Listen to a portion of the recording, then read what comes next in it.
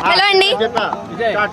నిన్న శివాజీ గారు ఒక మూవీ ఈవెంట్ లో ఆడవాళ్ళ డ్రెస్సింగ్ గురించి ఒక కామెంట్ చేయడం అయితే జరిగింది. దాన్ని ఏ విధంగా చూడొచ్చు అంటారు? బాగానే మాట్లాడారుగా, మంచిగా మాట్లాడారు. ఆ మహిళలు సాంప్రదాయమైన దుస్తుల్లో కట్టుకుంటే బాగుంటుంది. జబ్బల దాకా జాకెట్లు, గజ్జల దాకా స్కర్ట్లు వేసుకొని తిరగకుండా కొంచెం ఏంటంటే మనిషి చూసిన వెంటనే ఏముందిరా ఈ మహిళ, నా భార్య అయితే బాగుండు, నా లవర్ అయితే బాగుండు, నా చెల్లి అయితే బాగుండు, నా అక్క అయితే బాగుండు, నా కూతురు అయితే బాగుండు, నా మనవరాలు అయితే బాగుండు అనే స్థాయిలో ఉండాలని చెప్పాడు. కానీ మరి ఎక్కడెక్కడ చూపించుకుంటా ఎక్కడెక్కడ విప్పుకొని తిరగమని చెప్పలేదు కదా. బాగానే చెప్పాడు, తప్పేం చెప్పలేదు. అతను కూడా ఒక కామెంట్ చేయడం జరిగింది శివాజీ గారి పైన. అంటే నా ఇష్టము చూసే చూపుల్లో ఉంటుంది కానీ డ్రెస్సింగ్లో ఏముంటుంది అని చెప్పి చెప్తా ఉంది ఆమె చెప్పిద్దిలే. మర్యాదలు మరీ విప్పుకొని తిరుగుతుంది. ఒక హీరో ఆ స్థాయిలో మాట్లాడాడు అంటే మహిళల వస్త్రధారణ గురించి. ఒకప్పటి హీరో, ఇప్పుడు క్యారెక్టర్ ఆర్టిస్టు, ఒకప్పుడు విలన్గా నటించిన ఒక పురుషుడు అలా మాట్లాడాడు అంటే మహిళల వస్త్రధారణ గురించి. మహిళలు బట్టలు కట్టుకోవడంలోనే కానీ, లేకపోతే వాళ్ళ స్థాయిని దిగజార్చుకోవడంలోనే కానీ, వాళ్ళ ప్రతిభని ఇంకా దిగజార్చుకుని బ్రతకడంలోనే కానీ ఏ స్థాయిలో ఉన్నారు అని ఆయన విమర్శించి చెప్పారనమాట. ఆయన చెప్పిన దాంట్లో తప్పేం లేదు.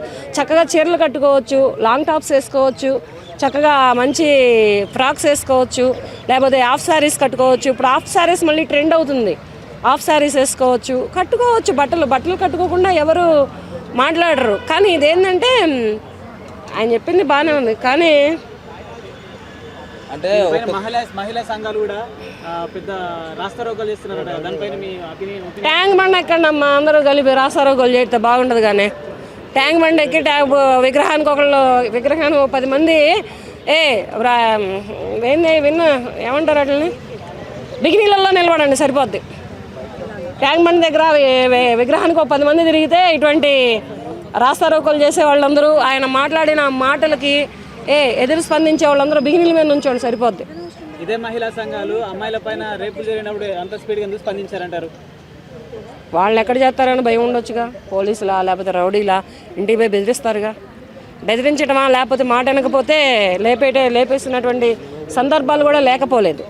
ఈ విషయాన్ని కూడా రాజకీయంగా కూడా వాడుకుంటుంది. ఈ విషయం పైన కూడా మళ్ళీ ఎందుకు బుద్ధి ఏమీ లేదా? దీనికి రాజకీయానికి ఏమన్నా సంబంధం ఉందా? ఏమన్నా పోలిక ఉందా? ఆయన మంచి చెప్పాడు మహిళల గురించి, మహిళల బట్టల గురించి, మహిళలు వేసుకునేటటువంటి డ్రెస్సింగ్ స్టైల్ గురించి, హీరోయిన్లను ఉద్దేశించి మాట్లాడాడు, నార్మల్ మహిళలను ఉద్దేశించి మాట్లాడాడు, అందరినీ ఉద్దేశించి మాట్లాడాడు. మరి ఇటువంటివన్నీ చూసి కాదా యువతే కానీ ఏ తాగుబోతాడో, ఏ గంజాయి తాగేవాడో, ఏ డ్రగ్స్ తీసుకునేవాడో, 6 ఏళ్ళ అమ్మాయి దగ్గర నుంచి 60 ఏళ్ళ ముసల్దాన్ దాకా రేపులు చేసి చంపేసేదాకా వెళ్ళేది ఇటువంటి వస్త్రధారణ ధరించేటటువంటి మహిళలను చూసి కాదా? అనసూయ ఇటువంటి గలీజ్ అయిన వస్త్రధారణ వేస్తుంది. ఆమె రష్మి బెటరు, అంత నిండుగా ఉంటుంది. ఇంక మిగతా వాళ్ళు కూడా బెటరే. యాంకర్లు అందరిలో కంటే కూడా అందరూ బెటర్గా వేసుకొని వస్తారనమాట. ఈ మొక్కతే మరి అటువంటి వేసుకొని వస్తుంది కనుకనే ఆమె స్పందించగలిగింది. అంటే ఆమె ఏమంటుంది అంటే మా శరీరం కదా, మా ఇష్టము, మేము ఎలాగైనా వేసుకుంటాం. నీ శరీరం, నీ మొగుడు, నీ పిల్లలు, నీ కుటుంబ సభ్యులకు చూపించుకో. ప్రతి ఒక్కడికి చూపిస్తే ఊరుకుంటారా? ప్రతి ఒక్కడికి చూపిస్తానికేనా నువ్వు పుట్టింది? మీ అమ్మ మీ నాన్న నీకు అందుకే ఇచ్చారా జన్మ? అమ్మ నీకు జన్మనిచ్చావు, నువ్వు ప్రతి ఒక్కరికి బొమ్మలు చూపించని ఇచ్చారా? లేదు కదా. మిగతా వాళ్ళందరూ చాలామంది యాంకర్స్ ఉన్నారు. ఇంతకు ముందర వచ్చినటువంటి అనితా చౌదరి లేదా, సుమా లేదా, వీళ్ళందరూ కూడా ఒకప్పుడు వచ్చిన ఝాన్సీ లేదా, వీళ్ళందరూ కూడా సాంప్రదాయమైన వస్త్రధారణలో వచ్చారనమాట నిండుగా. ఎవరు మన అమ్మాయి పేరు భాను, ఉదయ్ భాను లేదా, వీళ్ళందరూ కూడా ఇంత గలీజ్ అయినటువంటి వస్త్రధారణలో, ఇటువంటి గలీజ్ అయినటువంటి ప్రేరేపణలో రాలేదు. కనుక అతను మాట్లాడింది బాగానే ఉంది. ఒక హీరోగా, ఒక విలన్గా, ఒక సహజ నటుడిగా, ఒక క్యారెక్టర్ ఆర్టిస్ట్గా మంచి ఉద్దేశించే మాట్లాడాడు. అతను కోర్ట్ అనే ఒక సినిమా చూశాడు, ఒక కోర్టులో ఒక సినిమాలో చేశాడు. అట్టా ఉంటేనే ఇప్పుడు జమానాలో ఆడపిల్లలు సరిగ్గా ఉంటారు. తండ్రి అనేవాడే కానీ, ఒక అన్నే కానీ, ఒక తమ్ముడే కానీ, ఎవరైనా కానీ ఆ స్థాయిలో ఉంటేనే ఇవాళ రోజున ఆడపిల్ల గడప దాడిద్ది కానీ తన లైఫ్లో ఉన్నటువంటి ఎడ్జ్ క్రాస్ చేయదు. ఎడ్జ్లో తన జీవితాన్ని నాగం చేసుకోదనమాట. అది సినిమాలో చూపించారు. బయట కూడా ఒక 30-35 ఏళ్ల క్రితం అటువంటి తల్లిదండ్రులు ఉన్నారు, లేరని నేను కూడా చెప్పలేదు. అట్లాంటి పెంపకంలో పెరిగిన అటువంటి మహిళలే ఇప్పుడు అమ్మలయ్యారు, అమ్మమ్మలయ్యారు, అన్నీ అయిపోయారు. కానీ ప్రస్తుతానికి మంచి ఉద్దేశంతోనే చెప్పాడు అతను మాట్లాడిన మాటలకి నేను ఏకీభవిస్తున్నాను. శివాజీ గారి తరపు నుంచి నేను సపోర్ట్ చేస్తున్నాను.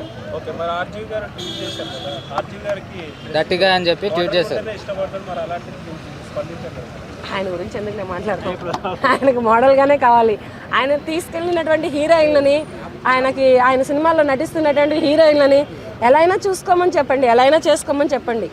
అది ఏంటంటే సినిమా వరకే పరిమితం. బయట లోకల్లో తిరిగితే అలాగే ఎవరు ఒప్పుకోరు. ఏ రాష్ట్రంలోనైనా ఏ ఊర్లోనైనా ఎక్కడైనా కానీ తిరిగితే ఇటువంటి వస్త్రధారణ వేసుకొని నడుస్తున్న మహిళను చూసి ఎవడో ఒకడు టెంప్ట్ అవుతాడు. ఏదో గంజాయో లేకపోతే ఏదో డ్రగ్స్ లేకపోతే ఏదో మందో గిందో తాగి ఆ మహిళను ఊహించుకొని చిన్న చిన్న పిల్లలని ఏంటి 6 ఏళ్ల పిల్లల దగ్గర నుంచి 60 ఏళ్ల ముసలి వాళ్ళ వరకు ఇవాళ రోజున రేపులు గురవుతున్నారు. అంటే ఇటువంటి వస్త్రధారణకే పురుషుల్ని ఆకర్షించి రెచ్చగొట్టేటటువంటి వస్త్రధారణ మహిళలు ధరించడం బట్టే అటువంటి సంఘటనలు జరుగుతున్నాయని నేను కూడా మాట్లాడుతున్నాను. వేసుకొని తిరిగే వాళ్ళకి సిగ్గు ఉండాలి. ఇంకెవరు అరికడతారు? కోర్టులు అరికడతాయా? పోలీస్ స్టేషన్లు అరికడతారా? కాకపోతే తల్లిదండ్రులు అరికట్టాలి. లేదంటే పెళ్ళైన ఉంటే మాత్రం భర్త పిల్లలు అరికట్టాలి. అంతేగాని వాళ్ళకై తెలుసుకొని వాళ్ళే మారి లైఫ్ని బాగు చేసుకుంటే బాగుంటుంది. కానీ మేము ఎట్టాగే ఉంటాం, మా శరీరం మేము చూపించుకుంటాం, మా వాళ్ళు మేము చూపించుకుంటాం అంటే వాళ్ళకి సరిగ్గా పగిలేదాకా వేస్తాడు ఎవడో. గారు కొన్ని కామెంట్స్ చేశారనమాట స్టేజ్ పైన, పబ్లిక్ స్టేజ్ పైన. ఏమనంటే, సో హీరోయిన్లు అందరూ కూడా వస్త్రాలు కొంచెం నిండుగా కప్పుకుని తిరగాలి, ఎందుకంటే ప్రకృతితో సమానం, అది ఎంత నిండుగా ఉంటే అంత గౌరవం అన్నారు. అయినా కూడా ఆయన పైన ట్రాల్స్ చేస్తున్నారు. సో ఆయన ఏదో సామాన్లు అనే ఒక పదం వాడారంట ఆ మాటలో. దాని గురించి ఏం చెప్తారు? యా బ్రో, అది ఆ వర్డ్ అయితే అబ్సల్యూట్లీ రాంగ్. సో అలా అనకుండా ఉండాల్సింది. సో తను ఏదైతే అన్నాడో డ్రెస్సింగ్ గురించి అది కరెక్ట్. ఎందుకంటే సొసైటీలో చూస్తే అలాంటి డ్రెస్సెస్ వల్ల బయట చిల్లర వాళ్ళు చాలామంది అయిపోయారు. ఇప్పుడు ఒకళ్ళిద్దరు వల్ల అందరికీ అదే బ్యాడ్ నేమ్ రావడం జరుగుతుంది. సో నా ప్రకారంగా ఏంటంటే సామాన్లు అనే వర్డ్ అనేది ఇట్స్ వెరీ బ్యాడ్ అండి. అది యూజ్ చేయకుండా ఉండాల్సింది. అది యూజ్ చేయడం వల్ల కొంచెం నెగిటివ్ ఇంపాక్ట్ అనేది శివాజీ గారి మీద పడింది. అంటే ఆయన కొంతమందిని టార్గెట్ చేసి అన్నారని చెప్పి ఫెమినిస్ట్ యాక్టర్స్ అంతా కూడా వచ్చి ఆయన పైన కామెంట్స్ చేస్తున్నారు. సో అంటే వాళ్ళు అన్నారనే వాళ్ళు తీసుకుని ఆ మాట అన్నారు అనుకోవచ్చా? అవునండి. ఇప్పుడు యాంకర్ శ్రావంతి గారు ఉన్నారా, తను ఏ ఈవెంట్లో హోస్ట్గా చేసినా కానీ కూడా చాలా అంటే ఘోరంగా వేస్తుంది dressing. Not only Sravanthi, Anasuya గారు కానీ ఎవరైనా సరే, ఒక శ్రీముఖి ఒకటే కొంచెం డీసెంట్ అనిపిస్తుంది, రేష్మి కూడా అలానే వేస్తుంది. సో వాళ్ళని ఇంటెన్షనల్గా అన్నాడేమో అని చెప్పేసి నాకు అనిపించింది. సో వాళ్ళ వల్ల అరే వీళ్ళే వేసుకుంటున్నారు, అరే వీళ్ళే ఇది అవుతున్నారు, నేను ఎందుకు వేసుకోవద్దు, నాకేంది అనే ఒక థాట్లో వెళ్ళిపోతున్నారు వాళ్ళంతా.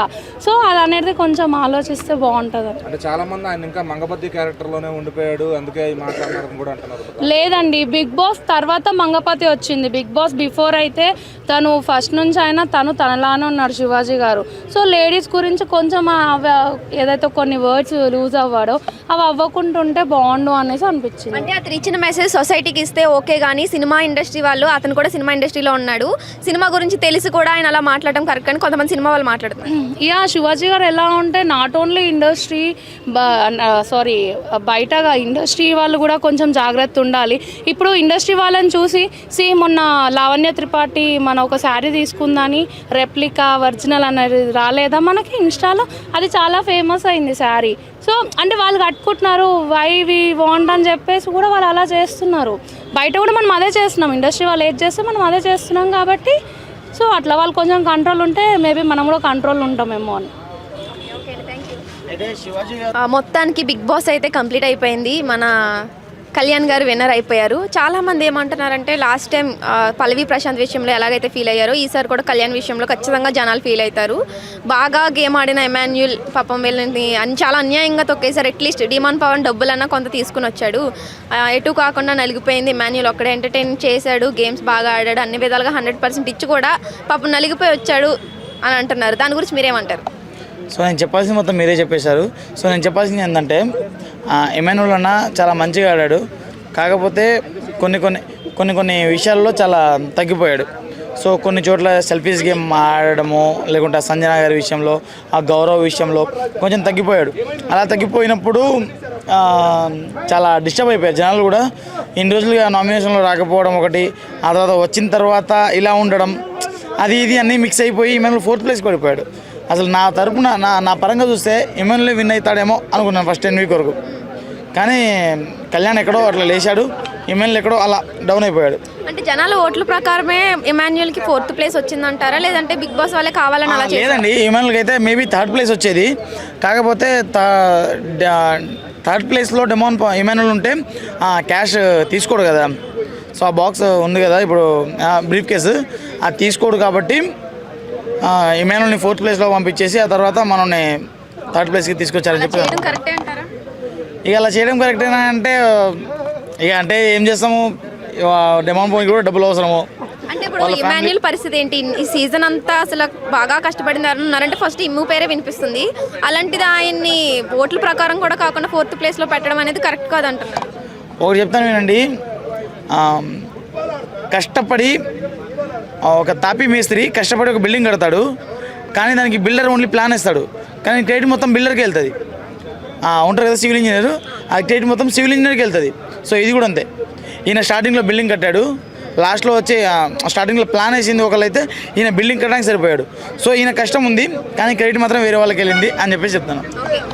కామన్ మ్యాన్స్ ఇద్దరు లోపలికి వెళ్ళి బయటకు వచ్చేటప్పుడు ఇద్దరు డబ్బుల్ని పంచుకున్నారు అని చెప్పేసి అదొకటి వినిపిస్తుంది. దాని గురించి అంటే వాళ్ళు నిజంగా అనుకున్నారు 40, ఒకళ్ళు 15. సో అదైతే ఎక్స్పెక్ట్ చేయలేదు ఎవరు, అదే హైలైట్ అసలు. సో కాకపోతే నాకేంటంటే ఇలా కామనర్స్ని పిలిచి సెలబ్రిటీల పరువు తీస్తారు అని చెప్పేసి సెలబ్రిటీలు రారేమో అని చెప్పేసి చాలామంది బయట అపోజ్ చేస్తున్నారు. మరి ఏదైనా అవ్వచ్చు. తనుజ పరిస్థితి ఏంటంటారు? హౌస్లో ఏదైనా టాస్క్ల విషయంలో ఓడిపోతేనే చాలా రచ్చ చేసి ఏడిచేది. ఇప్పుడు మొత్తానికి కప్పు మీద అంత ఆశలు పెట్టుకున్న తనుజ ఇప్పుడు విన్ అవ్వలేదంటే తన పరిస్థితి ఏంటంటారు? ఆమె ఏడిచేది కాబట్టి కప్పు రాలేదు, ఏడవకుండా ఆడుంటే కప్పు ఖచ్చితంగా వచ్చేది. అదే పెద్ద మిస్టేక్. హలో, తెలుగు రాజ్యం ఛానల్ చూస్తున్నారా? సామాజిక, రాజకీయ, జీవన చిత్రణే తెలుగు రాజ్యం. అతిశయోక్తులు, అసత్యాలు ఉండవు. రాజకీయ కోణం కాదు, ప్రజా కోణమే కొలబద్ద. తెలుగు రాజ్యం వీక్షణ మీ ఉత్తమ అభిరుచికి నిదర్శనం.